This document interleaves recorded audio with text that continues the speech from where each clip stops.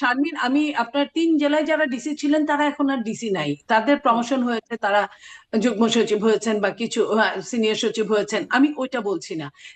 এই 3টা নির্বাচনে ইয়নো ছিলেন, এটা তো কনফার্ম। হ্যাঁ, হ্যাঁ, এসপি ছিলেন, এটা তো কনফার্ম।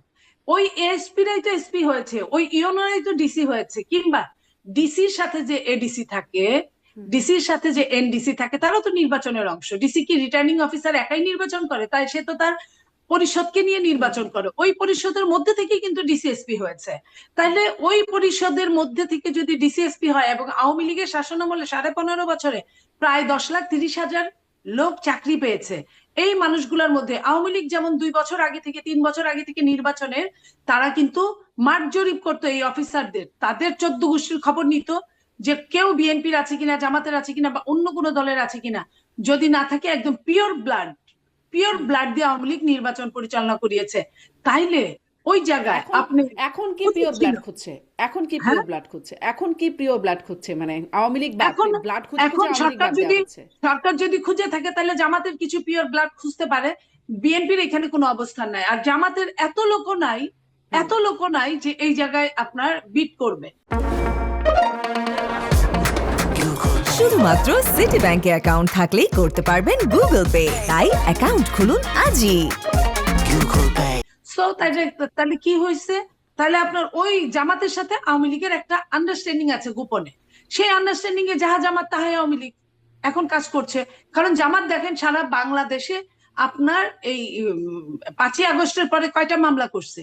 জামাতের তো অনেক অত্যাচার হয়েছে জামাতের উপর, কিন্তু জামাত কাউকে মামলা করে নাই। বরং জামাত বিভিন্ন জেলায়, বিভিন্ন থানায়, বিভিন্ন ইউনিয়নে, বিভিন্ন উপজেলায় জামাত তাদেরকে শেল্টার দিয়েছে, বিভিন্ন ভাবে আর্থিক শেল্টার দিয়েছে, তাদেরকে খাবার খরচ দিয়েছে, আর আর তাদের আর বাড়িতে বাজার বিএনপির বিরুদ্ধে পাঠিয়েছে। অভিযোগ, বিএনপি হয়রানিমূলকভাবে মামলা করেছে। মির্জা ফখরুল ইসলাম আলমগীর অবশ্য বলেছিলেন যে হয়রানিমূলক মামলাগুলো তুলে নেবেন। নীলোফার না, চৌধুরী, আপনি কোন প্রসঙ্গে? হয়রানিমূলকের কথা বলবো না, তবে 5টা মামলা হলে 2টা হয়রানি যে হয় না আমি তা বলবো না। 50 জন আসামি থাকলে 2জনকে যে ব্যক্তিগত শত্রু হিসেবে যোগ দেওয়া হয় না, এটা আমি বলবো না, অবশ্যই হয়। হুম। কিন্তু বিএনপি যেটা করেছে, বিএনপি সত্যিকার অর্থে যারা যারা, বিএনপি তো সাফার করেছে অনেক, 15.5 বছর সাফারে যারা যারা তাদের টর্চার করেছিল তাদের নাম দিয়েছে, তাদের নামের সঙ্গে শারমিন মনে জি, করেন আরো 5টা বাণিজ্য নাম করার জন্য কিছু বেশি নাম দিয়েছে। দিয়েছে। জি, অনেক আমি ধন্যবাদ বাণিজ্যের নীলোফার কথাও চৌধুরী। বলবো না, বাণিজ্যের কথা বলবে পুলিশ, পুলিশ এবং হ্যাঁ। ওইসব নেতারা যারা জি, করেছে, যদি করে জি, থাকে। জি, নীলোফার চৌধুরী, আপনাকে ধন্যবাদ। আপনার কাছে আবারও এই প্রসঙ্গে আসবো, কিন্তু আমি স্বামী পাটোয়ারি আপনার কাছেও শুনি যে প্রশাসন এসপি নিয়োগ হলো লটারির মাধ্যমে, সে সিদ্ধান্ত দেখলাম আমরা। তারপরে ডিসি নিয়োগ, 50টি জেলায় ডিসি রদবদল হয়েছে, এবং যদি আর কোনো রদবদল না হয় তারাই সামনে নির্বাচন পরিচালনা করবেন, রিটার্নিং কর্মকর্তা দায়িত্ব থাকবেন। এবং আর একটা অভিযোগ আসলে রাতের ডিসি, 18তে যেমন রাতের ভোটের একটা অভিযোগ ছিল, এখন রাতের ডিসির অভিযোগ হচ্ছে।